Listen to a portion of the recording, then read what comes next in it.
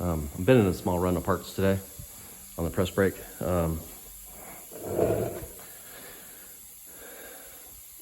these parts are kind of difficult. It gets bent across here, and the same thing over here. This is 8 inches, and this is 2 5/8. And so, it's a asymmetrical load. It takes more pressure, more tonnage on this side than this side. And since I do fight with this machine not staying perfectly, in sync side to side as it comes down, the trick I come up with is offsetting it in the machine. So it's pretty simple. What I do is I basically just add up the total amount of bend length, which in this case was 10 5/8. And then I divide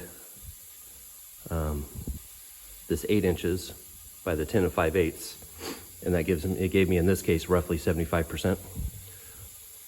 So then I take the total length of the part, and I figure a center line based on 75%, which puts the center line way over here. And so if you push right here, you would have an equal tonnage on either side. And so this is the center line of the machine. So you can see the dies are offset.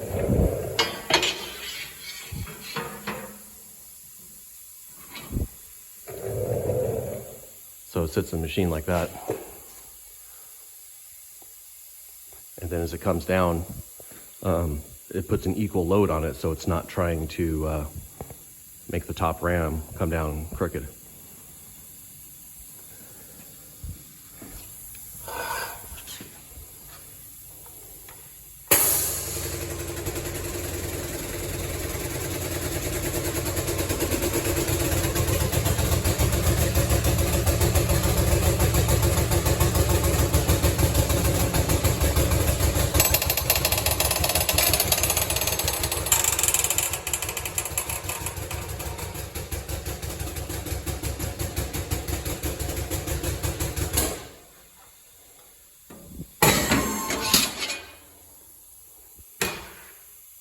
And then when it comes out of the machine, both ends are square.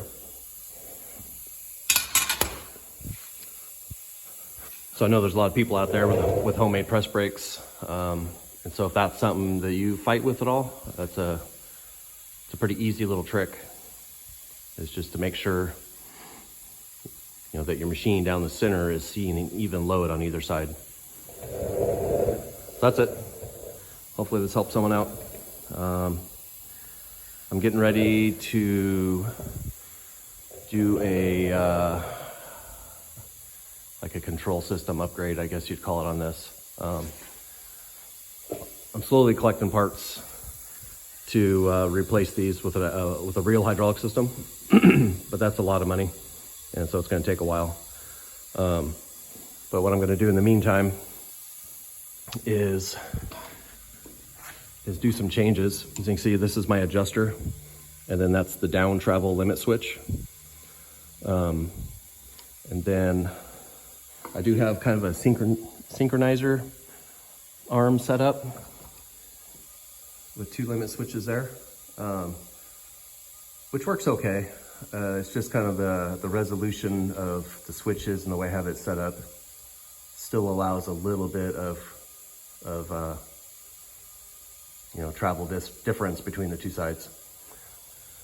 So my plan is I'm basically gonna split the control system into 2 groups. I built a new adjuster that's a lot more robust, and it's gonna mount on the back of this. That's what these holes are for. And it's gonna have arms that extend out. Little arm that's gonna extend out through this gap, and they'll basically on the back side be a limit switch on each side, and it will control each side independently. So once you set the machine, if this side were to outrun that side, it's going to hit its limit switch and stop, and then this side will continue, or vice versa. So hopefully, I won't run into the problem that I have sometimes with long pieces. Is the limit is stops in the center, Well, one end or the other could outrun, and it's just seeing the center position. So this way, if this side's outrunning, it'll hit its limit, and then this side will come down and finish out level. That's my workaround for now. Hopefully it works. I know it's still not a perfect situation, but I'm trying to do a lot with a little, money-wise on this thing. I don't use it every day, and it's not like, I don't use it every day. I don't make a ton of money with this thing, and so it's really not worth sinking a ton of money into it for me right now. I do runs of parts for people, once every week or two. I might make 100 bins, and it's just not worth throwing thousands of dollars into this thing. So I think that fix is going to help. I'm going to do a video on that as I pull it apart, and I'll show the details of it in case you decide to build a similar machine. And basically, this machine was designed around that whole concept of, being as cheap as possible while still making nice parts. And that's why I went with these Harbor Freight pneumatic powered cherry picker jacks. These things are less than $100. They're pretty reliable.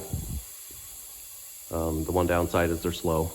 But again, like, if you're not doing production work, you're doing one-off stuff, race car parts, whatever, to me, it strikes a really good compromise.